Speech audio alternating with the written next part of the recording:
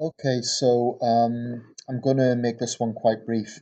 Just want to talk about the Indian general election that's just happened.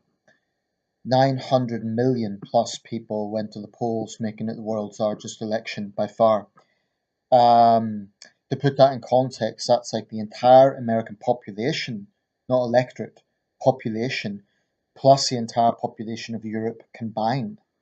If you take 500 million Europeans, 330 million Americans.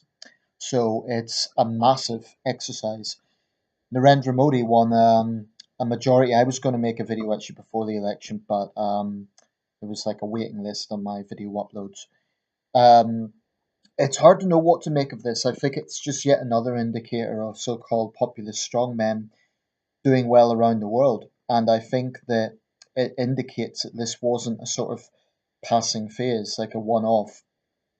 I mean, if we look all over the world at the moment, there are figures like Modi. There's Trump in the United States, there's Putin in Russia, Erdogan in Turkey, Modi in India, arguably Shinzo Abe in Japan to some extent, Xi Jinping, of course, in China, um, Duterte in the Philippines, and I'm sure there'll be other examples that momentarily slip my mind. But this is part of an international trend, and I think that there needs to be a reflection on what is going on here. I mean, if we look at the situation in India, there's record unemployment, and Modi has failed to deliver on some of his central promises back in 2014, yet he has got a landslide.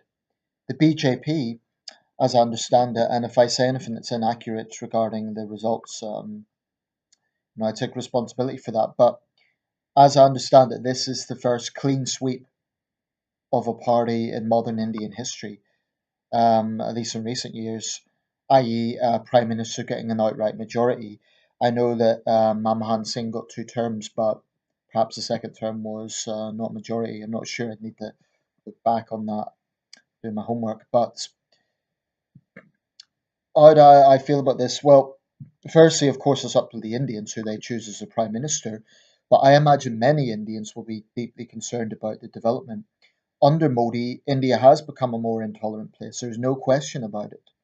In the north, there have been vicious attacks on Muslim cattle um, by gangs on Muslims accused of illegally exporting beef. There has been an increasing intolerance towards Christians as well, but particularly against Muslims. And I think it's totally compatible to be against pan-Islamism and defend the right of any country to, guard itself against Islamist terrorism. And goodness knows India suffered from that. But I think Modi's ultra right wing Hindu nationalism is a threat to Indian secularism. I mean, this is not what Gandhi had in mind. Not that Gandhi himself is above scrutiny, something that even many Indians would agree now. Gandhi was a very complex character. But um, I think that the nationalism that's being seen in India, I'll give one example of this.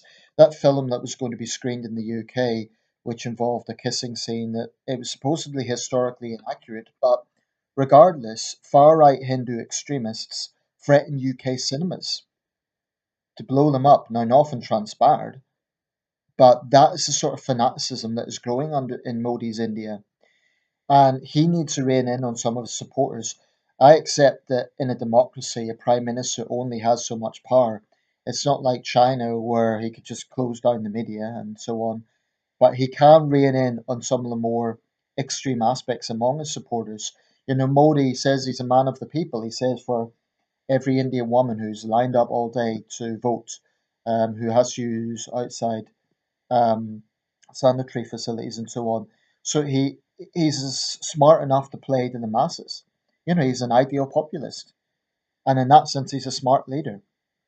But Modi's playing a dangerous game if he keeps on stirring the hornet's nest, because Hindu extremism is just as toxic as Islamic extremism or Christian extremism or any other sort of religious extremism.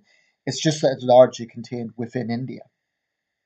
But make no mistake, these people are violent thugs. I'm not talking about all Modi supporters. I'm talking about the hardcore aspect of Hindu extremists. Um, and I suspect part of this is a bulwark against Pakistan and China, which is understandable. That's how power politics plays out, particularly as China is the other major regional power, exerting its influence in Pakistan. Um, I have to say, I watched developments in the India Pakistan standoff earlier this year. On that occasion, I felt Pakistan, um, regardless of the rights and the wrongs of what actually happened, I think Imran Khan showed himself to be a statesman in his handling of that situation. Um, and I think, as is so often the case with these India Pakistan standoffs, what there is a lot of hot air, a lot of muscle flexing, and then both sides kind of calm down a bit. But it's constantly volatile, and so Modi, I know why he's doing it. I know why he's playing to the masses and using this sort of populism. It works, and it certainly got him re-elected. But in a country like India, which has a history of religious violence, of religious tensions, I think he's playing a very dangerous game by pandering to the Hindu majority and stirring up far right ultra nationalism. I mean, under Modi in India, there's a real intense debate over who is nationalist and who isn't. Not even patriotic, nationalist. And I do see a difference. So like I say, it's not up to me. It's entirely up to the Indian people. But India is a major world player, so it's legitimate for outsiders to express views on this, and particularly when we're thinking of, India as a nuclear state. So, um, I think Britain should have close ties with India. I think we should have trade deals and so on.